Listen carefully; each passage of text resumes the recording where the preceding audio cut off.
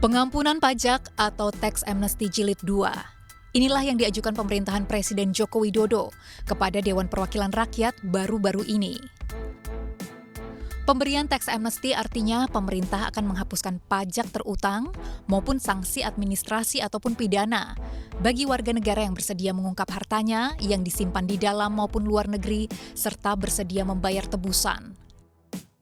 Hal ini bisa dikatakan menjadi simbiosis mutualisme, karena di satu sisi memberikan kesempatan bagi wajib pajak yang menunggak dengan jumlah fantastis untuk membayar tebusan dengan jumlah tertentu, termasuk penghapusan bunga dan denda tanpa takut dipidana. Dan di sisi lain, pemerintah memperoleh tambahan penerimaan negara dalam jangka pendek. Sepanjang perjalanan negeri ini, tax amnesty bukanlah barang baru. Setidaknya tercatat sudah 4 kali tax amnesty digulirkan pemerintah, yang terakhir terjadi pada tahun 2016 lalu. Kini wacana tax amnesty digulirkan pemerintah di tengah pandemi COVID-19 yang masih mendera tanah air. Lalu apa tujuannya? Pemerintah ingin fokus memfasilitasi kepatuhan sukarela wajib pajak. Jadi apapun yang nanti akan diambil dirumuskan, kita tetap dalam koridor komitmen bahwa kepatuhan sukarela itu menjadi pilar penting. Seperti diketahui, untuk mencegah ekonomi Indonesia ambrol selama pandemi, pemerintah harus terus-menerus mengucurkan stimulus. Sejak 2020 hingga awal Mei 2021, tidak kurang dari 700 triliun rupiah yang digelontorkan untuk mensubsidi kesehatan masyarakat, listrik, membiayai program prioritas, hingga menopang UMKM. Saat keran stimulus jumbo harus terus mengucur, sayangnya pemasukan justru tergerus. Akhirnya bagaikan peribahasa besar pasak daripada tiang. Untuk sementara pemerintah terus menutupi kekurangan dana melalui utang. Namun hal ini tak dapat berlangsung lama. Itu sebabnya pemerintah harus lebih kreatif lagi dalam menggenjot penerimaan negara. Maka, menggulirkan tax amnesty kembali dianggap sebagai jalan tol yang dapat diambil dengan cepat.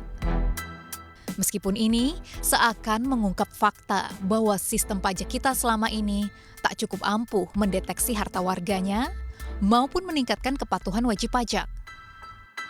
Tapi kita ada urgensi nasional yang lebih mendesak, maka tax amnesty jilid itu adalah sebuah pilihan pahit, pilihan sulit yang harus kita ambil. Untuk apa? Untuk memenuhi shortfall penerimaan pajak kita. Inilah fakta pahit tersebut. Tax ratio masyarakat Indonesia masih jauh dari istilah sadar pajak. Padahal berkaca pada postur penerimaan negara pra-pandemi, penerimaan pajak menyumbang lebih dari 70% penerimaan negara. Jadi jika penerimaan pajak tidak segera beres, alamat cash flow negaranya sakit.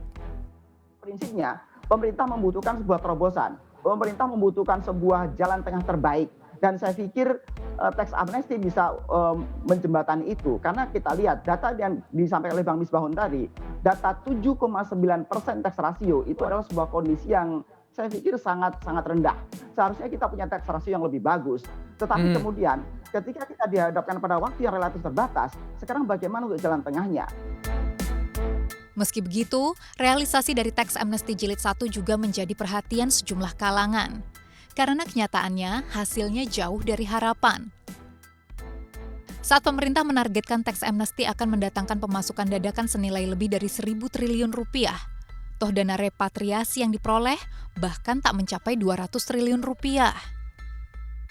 Namun yang harus diingat adalah jarak antara rencana tax amnesty kedua ini dengan tax amnesty yang sebelumnya telah berlangsung itu hanya baru berlangsung 5 tahun, begitu. Padahal yang harus menjadi pertimbangan pemerintah tentu bukan saja penerimaan, tapi asas keadilan itu sudah harus juga dipertimbangkan.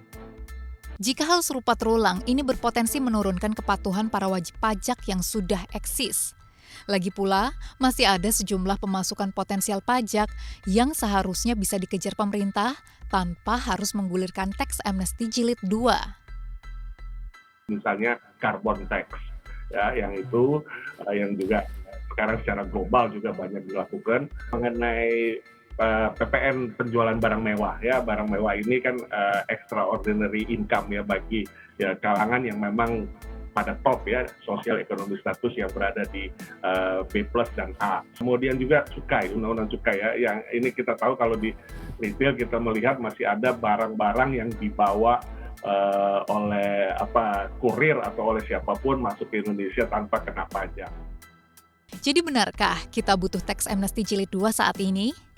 Seandainya pun jadi digulirkan, bukan berarti menganulir kewajiban Direktorat Pajak untuk lebih ahli dalam menjaring target-target pajak yang seharusnya diperoleh sejak lama. Tim Liputan CNBC Indonesia.